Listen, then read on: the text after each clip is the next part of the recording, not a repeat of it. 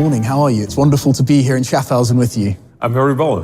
Welcome to our session about Top Gun watches, Justin. I'm hugely excited. It's one of my favorite collections from IWC. We've actually got a trio here in front of us today.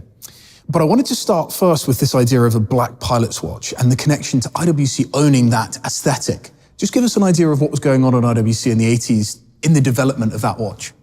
Yes, you're absolutely right. I mean, the idea of this all-black watch in ceramic started back in the 90s when we introduced the 3705. We just celebrated this with a tribute piece. But I think this watch was created actually based on two initiatives from the 80s. A is the introduction of ceramic cases, also in the color black, on the Da Vinci line. And the second was actually the collaboration with Ferdinand Alexander Porsche in this famous range of titanium watches. And there we had also kind of full black coated pieces as part of that. So he basically brought the idea of the all black watch to IWC. And then we move a decade or two further forwards, and in 2007 we see the partnership with Top Gun.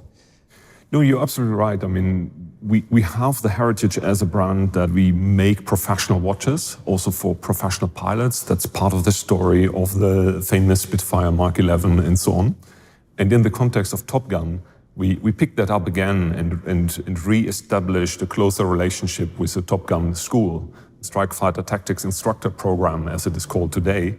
And so we work with these pilots, which is really the elite of fast jet pilots, to work with them, to wear our watches. There's watches that are officially and exclusive to graduates from the Top Gun school. We are very proud of that. And from there, we grew into that network of fast jet pilots and worked together with more than 20 squadrons all around the world and supply them with watches.